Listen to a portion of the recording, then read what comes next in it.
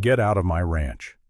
That's what Tracy Thompson screamed at 3 in the morning, clutching her phone while calling 911 right there on my front porch, demanding I move out of my own house because, and I quote, her autistic son needed it more than I did. I stood barefoot in my pajamas watching this woman accuse me of trespassing on land I'd lived on for 15 years. I didn't know it then, but that moment was just the beginning of the craziest, most terrifying neighbor war of my life. I'm Ryan Mitchell, 50 years old, retired welder, arthritis in both hands, trying to hang on to the only thing I have left, my uncle's old ranch out in Willow Creek. 40 acres of dirt fences and broken dreams. When I first opened that property tax notice, $8,000 due, no extensions left, I swear it felt like the walls were closing in. I'd already applied for deferrals, agricultural exemptions, everything.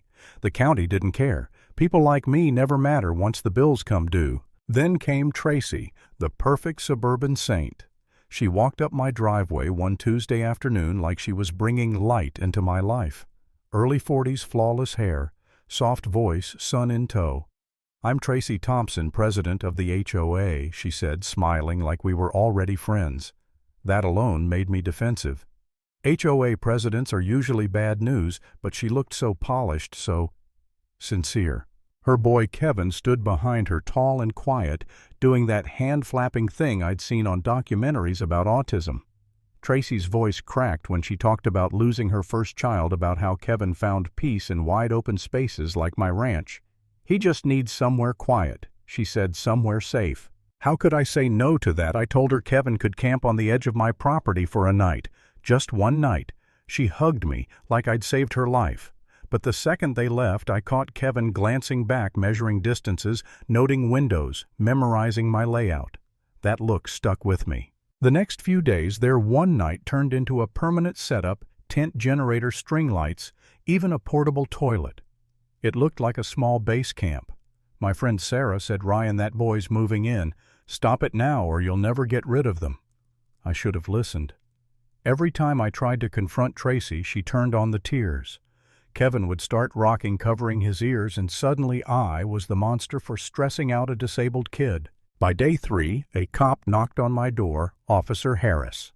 Tall guy, professional tone, but something about him felt too familiar with the situation. "We've received complaints about unauthorized camping," he said. Before I could answer, Tracy came running up, breathless. "Oh, thank goodness you're here, Officer Harris." She said his name like she'd rehearsed it. Claimed Kevin had a legal right to camp here under ADA therapeutic access laws.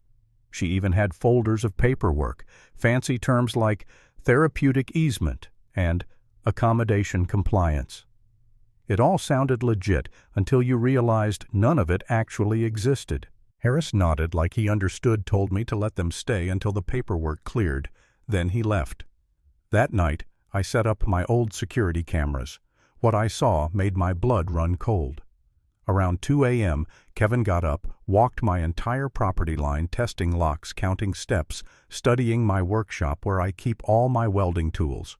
Then, on one of the recordings from earlier that evening, Tracy's voice whispered while she filmed my house Phase 2 indoor access. Phase 2?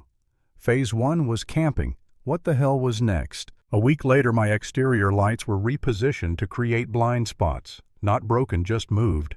I asked Tracy about it, and she smiled sweetly, said Kevin had photosensitivity issues. She was smooth, never raising her voice, never losing that calm, patronizing tone. I started doubting my own sanity. Was I overreacting? Paranoid? Maybe she was just a desperate mother, and I was the jerk who couldn't show compassion. But that voice inside me, the same one that kept me alive, working construction sites, kept saying, "Something's off, Ryan." The proof came when Sarah called one morning, furious. "You won't believe this," she said. "That boy gave a speech at the autism center, flawless. Eye contact, perfect sentences, no signs of autism at all." So I went. I stood in the back of that community hall and watched Kevin stand on stage, charming a room full of parents and activists, talking about autism-friendly agriculture programs. He was pitching business deals, not therapy. And Tracy. She was handing out flyers, forms, actual legal templates for ADA complaints and therapeutic access requests. Every packet had my ranch address listed under approved pilot site. My heart was pounding. They were using my property as the front for some kind of real estate scam. Then came the text message that changed everything. A notification popped up in our neighborhood group chat. "Mom, when do we stop this autism thing? I'm tired of pretending." Kevin must have sent it to the wrong chat. He deleted it seconds later, but Sarah grabbed a screenshot before it vanished.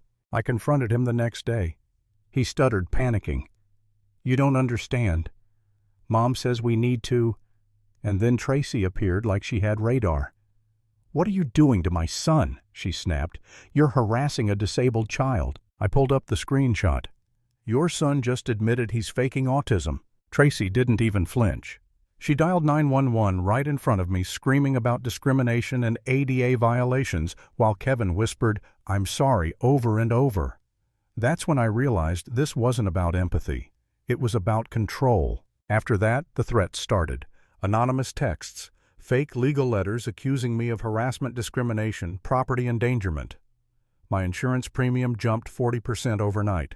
Somebody had called my insurer claiming I was running an unlicensed therapy facility. Then my bank called a woman had inquired about foreclosure auctions for my property. It was Tracy. She'd found out about my tax trouble and was positioning herself to buy my ranch when I inevitably lost it.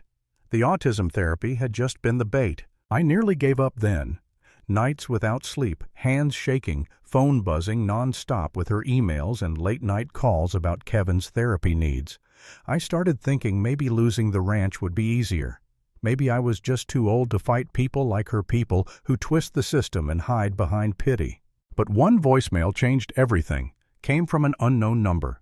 Tracy's voice clipped and professional property assessment complete. Owner shows signs of financial stress. Proceed to phase 3 within 2 weeks. She'd called the wrong line. I had the recording. That was my turning point. I reached out to an insurance investigator named Ms. Collins, told her everything. Turns out Tracy and Kevin had been pulling this scam across 3 counties using fake autism documentation to seize vulnerable people's land. And Officer Harris. He wasn't just helping, he was family. Her brother. Collins told me the DA had been building a case but needed proof. My footage, voicemails, and Sarah's screenshots sealed it. 2 weeks later, Tracy announced a massive autism awareness open day right on my property. Banners, tents, sponsors, even TV crews. It was her final move, turning my land into a public therapeutic facility. I didn't stop her. Not yet. Instead, I made some calls of my own to the ADA Compliance Office, the Insurance Fraud Division, and the County Building Inspector. All of them agreed to attend the event. Saturday came. Cars lined the road, people in bright shirts carrying balloons and donation boxes.